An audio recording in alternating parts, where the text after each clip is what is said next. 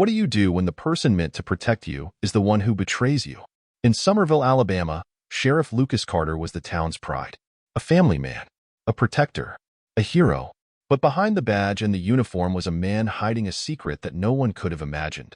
A secret that would tear lives apart and shatter the trust of an entire community. This is the story of how trust became a weapon, ambition turned into tragedy, and a sheriff's betrayal left a young girl's life destroyed. How does a town recover when its protector becomes its greatest threat? And what happens when the truth refuses to stay buried? This is the story of Sheriff Lucas Carter. Welcome to True Crime IQ. Thank you, my viewers. Thank you for joining me as we unravel the chilling stories that keep us questioning the limits of trust, love, and betrayal. Don't forget to hit that subscribe button to stay updated on our latest gripping tales. Stay tuned, because this is a story you won't forget. Let's begin. Sheriff Lucas Carter was the kind of man everyone in Somerville, Alabama, admired. At 47, he carried the air of someone who had lived through storms and come out stronger. Tall, broad-shouldered, and always calm under pressure, Lucas had been the sheriff for over a decade. He wasn't just the face of law enforcement. He was a symbol of stability in the town. To the residents, Lucas was more than a sheriff. He was a neighbor who remembered birthdays, a volunteer at every community event, and a father figure to troubled teens who had lost their way. His word was gospel, and his presence was enough to calm any situation. In Somerville, Lucas Carter wasn't just a man in uniform. He was family. At home, Lucas was the kind of father and husband many envied. His wife, Rebecca, a nurse at the local clinic, often joked that Lucas loved their two daughters, Sophie and Grace, even more than she did. Sophie, a college freshman, admired her father for his discipline and wisdom. Grace, the younger of the two, was 16 and shared her father's sharp wit and competitive streak. To them, Lucas wasn't just their dad. He was their hero. Lucas's family life blended seamlessly with his role as sheriff. His professional and personal lives intertwined in ways that deepened his bond with the community. That bond extended to the Miller family, particularly Jasmine Miller, Grace's best friend and a constant presence in the Carter household. Jasmine, 17, was everything a parent could hope for in a teenager, driven, kind, and mature beyond her years. She was a star student, captain of the debate team, and had ambitions that stretched far beyond Somerville. She dreamed of working in federal law enforcement, inspired by her father, Officer Paul Miller, one of Lucas's most trusted deputies. Jasmine's life revolved around school, family, and her friendship with Grace Carter. The two had been inseparable since middle school, the kind of friendship where secrets were shared, laughter was constant, and weekends were often spent at the Carters' home. Jasmine was practically family, celebrated at birthday parties, and included in family vacations. She referred to Lucas as Sheriff Carter in public, but called him Uncle Lucas at home. The bond between the Carters and the Millers went deeper than friendship. Lucas and Paul had worked side by side for years, building a partnership grounded in trust and loyalty. Their families spent holidays together, shared barbecues on summer afternoons, and leaned on each other during tough times. To Jasmine, the Carters weren't just her best friend's family, they were her second home. And to Lucas, Jasmine wasn't just another teenager in town. She was like a niece, someone he had watched grow up, someone he vowed to protect like one of his own. It was this closeness, this trust, that made what happened next so unimaginable. For years, Jasmine Miller had been a familiar presence in Sheriff Lucas Carter's life. She was Grace's best friend, practically a member of the family, someone who had always been there. But something shifted, slowly, almost imperceptibly. What started as casual conversations at family barbecues grew into longer, more private discussions. At first, it seemed harmless, Lucas asking Jasmine about her plans for the future, encouraging her aspirations to join federal law enforcement. Jasmine admired him deeply. To her, Lucas wasn't just Grace's dad. He was a role model, a figure of authority who had made a name for himself as the steady hand that guided the town of Somerville. She saw him as someone who could offer valuable advice, someone who cared about her ambitions and believed in her potential. But Lucas began to see her differently. Jasmine wasn't just the bright-eyed girl who played in his backyard anymore. She was now a young woman, poised, intelligent, and determined. The realization came subtly, creeping into his mind during everyday interactions. He told himself it was nothing, just an observation, just admiration for her drive. Yet the thoughts lingered longer than they should have. At family gatherings, Lucas found himself gravitating toward Jasmine, starting conversations that stretched well past the bounds of casual small talk. He asked about her classes, her future goals, her challenges. His questions felt supportive, even fatherly. Jasmine welcomed the attention, trusting his guidance, never questioning his intentions. Then, there were the visits. At first, they seemed professional. Lucas would stop by the Miller household under the guise of discussing work with Paul Miller. But as time went on, his visits felt less about work and more about Jasmine. He'd linger in conversations with her, offering advice on how to prepare for a career in law enforcement, sharing stories from his own journey, and painting a picture of what her future could look like. Lucas began framing his attention as mentorship. He offered to help Jasmine with her aspirations, promising to share insights, make connections, and guide her toward achieving her dreams. Jasmine was flattered. Few people took her ambitions seriously at her age, but Lucas seemed different. He believed in her potential, or so it seemed. It wasn't just the conversations, though. Lucas started creating opportunities to spend time with Jasmine alone. He offered to review her college applications, provide mock interview sessions, and teach her the nuances of law enforcement that only experience could offer. Jasmine trusted him completely. To her, he was a mentor, a second father figure, someone she could confide in and rely on. But Lucas's intentions were anything but innocent. As their interactions grew more frequent, his demeanor subtly shifted. His words felt comforting to Jasmine, affirming even. She didn't notice how his tone had shifted, how the pauses in their conversations seemed weighted. By the time they pulled up outside the Miller house, Lucas hesitated before letting her out. He said something Jasmine would later struggle to forget. "You're going to do incredible things, Jasmine. Don't let anyone make you doubt that." His hand lingered on her shoulder for a moment longer than it should have. Jasmine, caught off guard, smiled politely, thanking him before heading inside. That night was the beginning of a dangerous transformation. What started as mentorship became something else entirely. Their conversations grew more private, their interactions more personal. The two faint lines confirming her fears blurred as tears welled in her eyes. She felt the room closing in around her, her heart pounding as a million thoughts raced through her mind. How could this have happened? What was she supposed to do now? Jasmine sat down on the edge of her bed, the reality sinking in. Her first instinct was to panic, but then she thought of Lucas. He had always assured her that he was there for her, that he would protect her no matter what. She held on to that belief tightly, convincing herself that if she confided in him, he would know what to do. It took days for Jasmine to work up the courage to tell him. She waited for a moment when they were alone, during one of their late-night meetings under the guise of mentorship. The office was dimly lit, the hum of the desk lamp filling the silence as Jasmine fidgeted with her hands, unsure of how to start. Finally, she spoke, her voice barely a whisper. "Lucas, I need to tell you something." Lucas looked up from his paperwork, his brow furrowed with concern. "What is it, Jasmine? You know you can tell me anything." She hesitated, her hands trembling as she clasped them together. I'm pregnant." For a moment, the room was completely still. Lucas's expression froze, the color draining from his face. It was as if time had stopped, the weight of her words hanging in the air like a thundercloud ready to break. "Pregnant?" he repeated, his voice barely audible. Jasmine nodded, tears brimming in her eyes. "I didn't know who else to tell. I thought you'd know what to do." Panic rippled through Lucas's mind. His carefully constructed world, the life he had worked so hard to maintain, suddenly felt like it was teetering on the edge of collapse. His career, his marriage, his reputation, everything was now at risk. He stared at Jasmine, a flood of thoughts rushing through him. How could this have happened? How could he have been so reckless? Lucas forced himself to speak, trying to keep his voice calm. "Jasmine, listen to me. We need to think about this carefully. Have you told anyone else?" She shook her head quickly. "No. I thought you'd know what to do. You promised you'd always be there for me."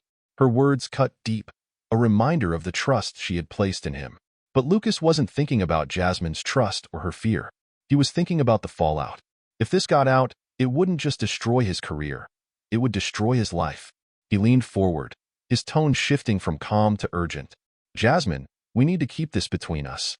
No one can know about this. Do you understand?" Jasmine looked at him, confused. "But what are we going to do? I can't hide this forever." Lucas's jaw tightened. He could feel his grip on the situation slipping, and with it, the control he had always prided himself on. Desperation crept into his voice as he leaned closer. "Jasmine, you need to think about what this means. For you. For me. For both of us. If this gets out, it'll ruin everything. What are you saying? Jasmine asked, her voice shaking. Lucas hesitated, choosing his words carefully. I'm saying maybe it's best if we don't go through with this. It's not the right time. You have your whole life ahead of you, Jasmine. This could derail everything you've worked for. Jasmine's eyes widened as she realized what he was suggesting. You want me to get rid of it? I'm saying it's the only way to protect both of us, Lucas said, his tone soft but insistent. Think about your future. Think about what people would say if they found out. Jasmine's fear turned to anger as she stood up, her hands clenched into fists. You promised me, she said, her voice trembling with emotion. You said you'd be there for me, no matter what. And now you're asking me to do this? To pretend like none of this happened? Lucas stood as well, his desperation boiling over. I'm trying to protect you, Jasmine. Don't you see that? If this gets out, it'll ruin your life too. People won't understand. They'll judge you. They'll judge us. But Jasmine wouldn't back down. She shook her head, tears streaming down her face. No, I'm not doing it. This is my child, Lucas. I won't let you make me feel ashamed for wanting to keep it. Her defiance caught him off guard. Lucas had always been able to control situations, to bend others to his will. But Jasmine wasn't backing down. She stared at him, her voice steady despite the pain in her eyes. You might be afraid of what people will think, but I'm not. I'm keeping this baby. Lucas felt the walls closing in. His mind raced, searching for a way to regain control, to stop this from spiraling further. But Jasmine had made her choice, and no amount of pleading or manipulation could change her mind. In that moment, Lucas realized that his carefully constructed world was unraveling, and there was nothing he could do to stop it. Jasmine's resolve was unshakable, and the secret they shared was now a ticking time bomb, ready to explode. After Jasmine's refusal to terminate the pregnancy, Lucas Carter found himself unraveling. The calm, collected sheriff who had always appeared to have everything under control now spent sleepless nights pacing his office, running through every possible outcome in his mind. No matter how he spun the scenario, it always led to one inevitable conclusion. If the truth came out, his life would be over. At home, Rebecca began to notice the change. Lucas, once the stable anchor of their family, was now distant and irritable. He claimed it was work stress, that a string of recent cases had him stretched thin. But even Rebecca, as trusting as she was, couldn't ignore the late nights and the tension that radiated from him. She started to ask questions, but Lucas always deflected them with ease. After all, he had spent years perfecting the art of controlling the narrative. For Lucas, though, the real storm wasn't at home. It was the secret he shared with Jasmine. Her defiance had shaken him. He wasn't used to being challenged, especially by someone he thought he had under his thumb. Jasmine's refusal to comply wasn't just inconvenient. It was dangerous. Every day she carried that pregnancy was another day closer to the truth coming out. Desperation drove Lucas to escalate his manipulation. He tried appealing to her ambition, warning that having a child at 17 would destroy her chances of achieving her dreams. He dangled promises of connections and opportunities, hoping to lure her into compliance. When that didn't work, he resorted to fear, telling her how people in their small town would judge her, how her father would react, how her life would become a scandal.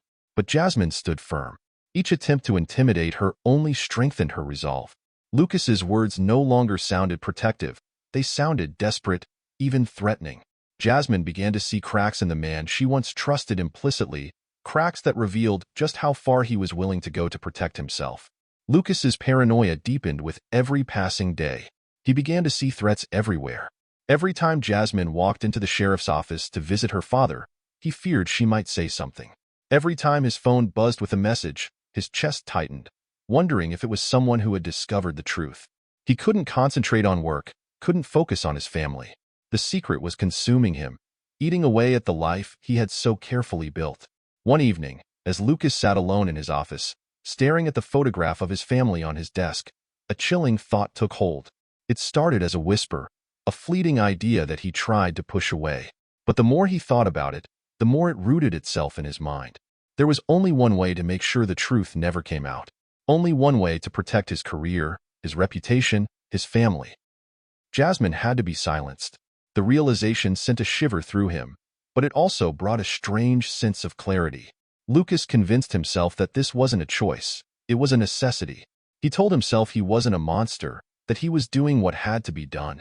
If Jasmine couldn't see reason, if she wouldn't protect the life they both had to lose, then he would have to act. He began to plan meticulously, using the same strategic mind that had made him such an effective sheriff. He thought through every detail, every contingency. It had to look like an accident, or better yet, like she had simply run away. He knew the town, the law, and the people better than anyone. If anyone could pull this off, it was him. Lucas reached out to Jasmine, framing it as an olive branch.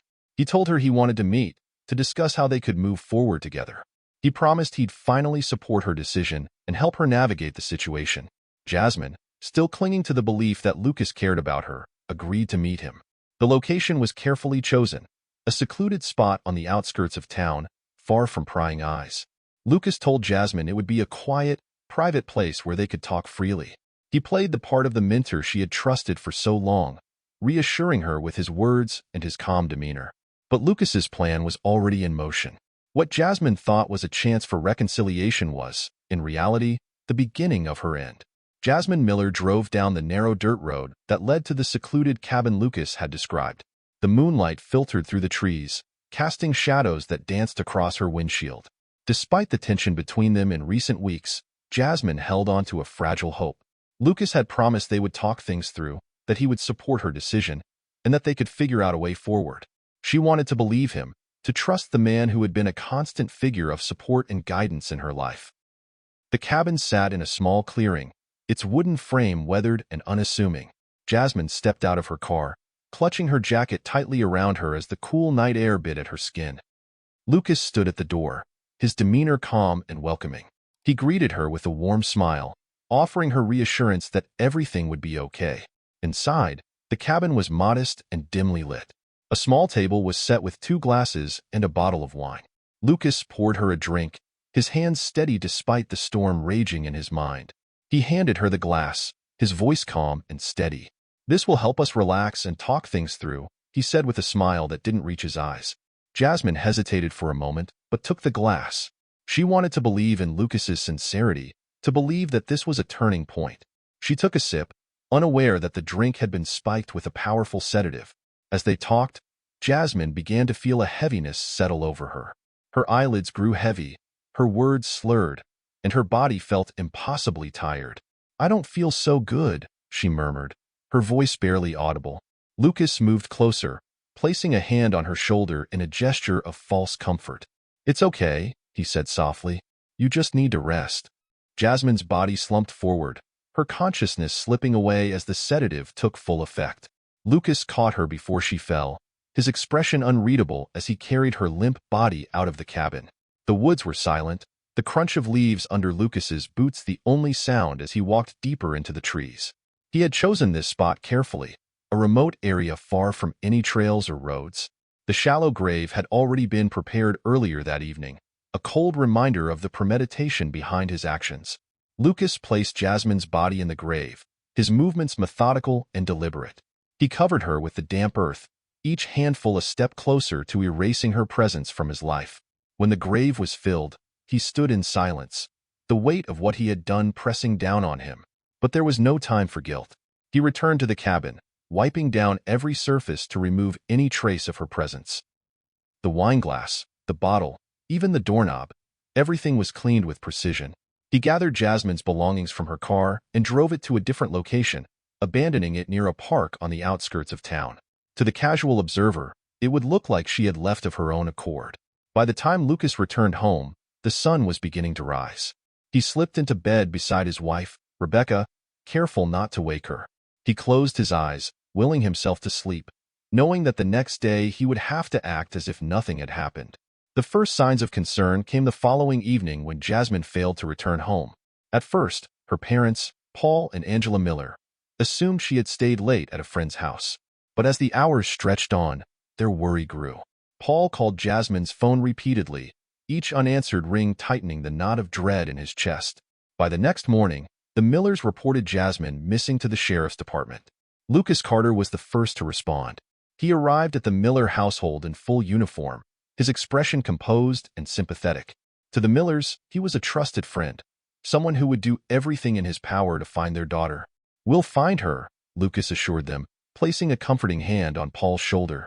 "I'll make this my top priority." The town of Summerfield quickly rallied together. Volunteers combed through parks, woods, and backroads, searching for any sign of Jasmine. Flyers bearing her photo and description were posted on every lamppost and storefront. Her classmates shared posts on social media, spreading the word far and wide. Lucas positioned himself at the center of the investigation, directing search efforts and coordinating with other deputies. He gave press conferences, urging the public to come forward with any information. To the community, he was the picture of a dedicated lawman, tirelessly working to bring Jasmine home. But behind the scenes, Lucas was carefully steering the investigation away from the truth. He suggested plausible explanations for her disappearance, that she had run away, overwhelmed by the pressures of school and life, or that she had left to pursue a new opportunity without telling anyone. He planted seeds of doubt, subtly shifting the narrative to make it seem as though Jasmine's disappearance was her own doing. Lucas even comforted the Millers personally, visiting their home regularly to provide updates and offer support. He sat at their kitchen table, drinking coffee with Paul and Angela, his words filled with reassurance. "We're doing everything we can," he would say, his tone steady and convincing. "We'll find her." To Paul and Angela, Lucas was a lifeline, someone they could lean on during their darkest moments. They never suspected that the man they trusted most was the very one responsible for their daughter's disappearance. As days turned into weeks with no leads, the search began to lose momentum.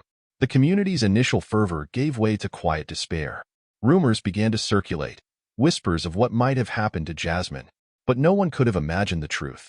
Through it all, Lucas maintained his composure, carefully balancing the roles of investigator and perpetrator. He knew that as long as he controlled the narrative, the truth would remain buried, just like Jasmine. Weeks turned into months, and the town of Summerfield began to lose hope.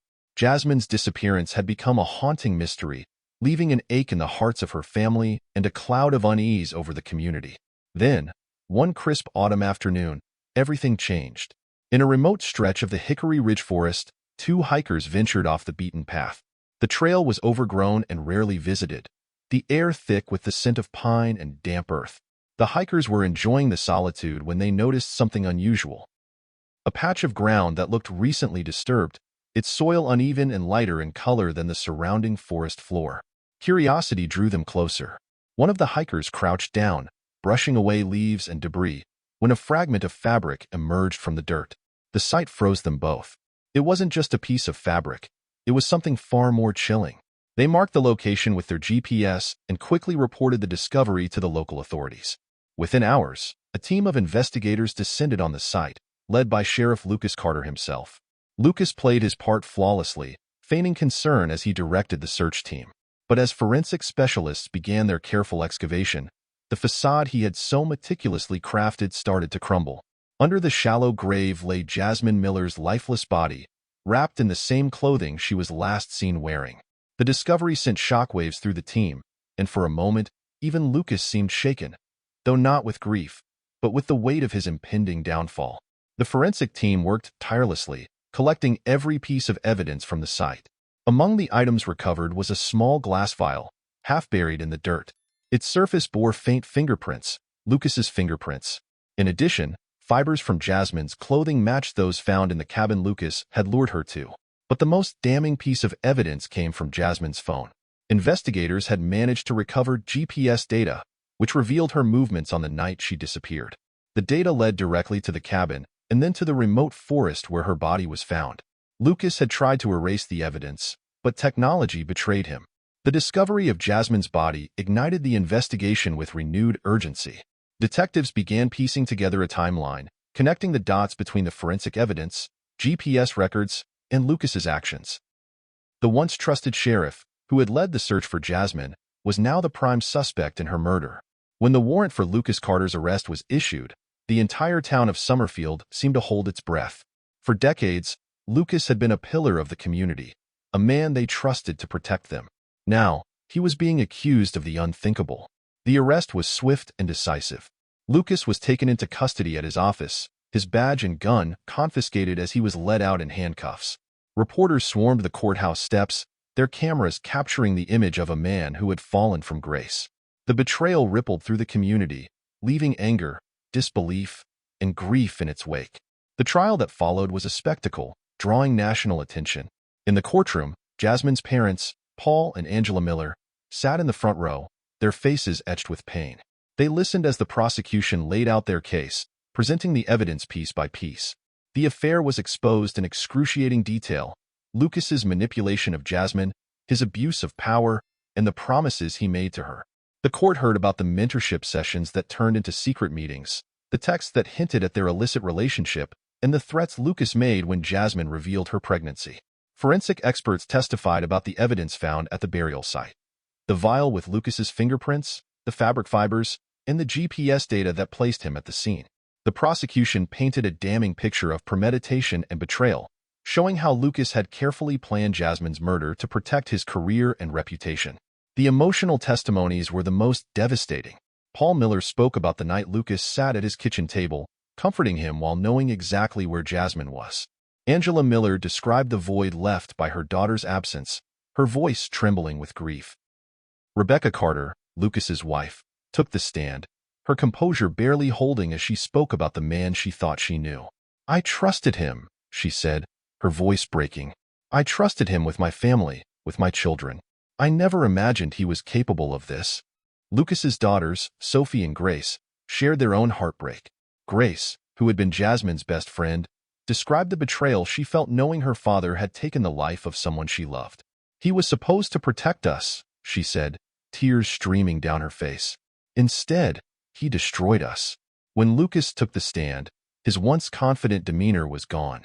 Under the weight of the evidence and the prosecution's relentless questioning, he finally broke. His voice shook as he confessed to the affair and the murder, though he framed it as a moment of desperation rather than premeditation. The jury, however, saw through his attempt to salvage what little remained of his image. The judge's verdict was unequivocal. Lucas Carter was found guilty of first-degree murder, abuse of power, and obstruction of justice. His sentence was life imprisonment without the possibility of parole.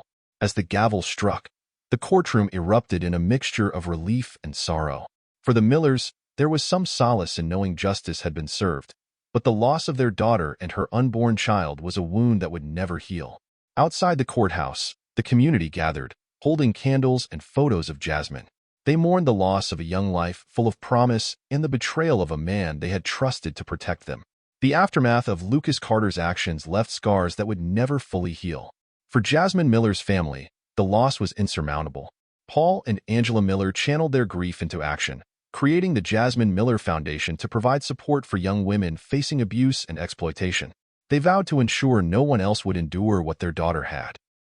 The Carter family, once admired, became a symbol of shame. Rebecca Carter, along with her daughters Sophie and Grace, left Summerfield, unable to face the whispers and judgment of a community shattered by Lucas's betrayal. The weight of his actions would haunt them forever. In the town of Summerfield, trust was not easily restored. The sheriff's department underwent major reforms, implementing new policies to prevent abuse of power. Community programs were launched to educate residents on how to recognize and report misconduct. But the question lingered. How could they rebuild when their protector had been the one to destroy them? When those sworn to protect us become the ones we fear, the betrayal cuts deeper than any crime. How do we hold those in power accountable when they exploit our trust? It's a question we must never stop asking. Thank you for watching this sobering story of betrayal and justice.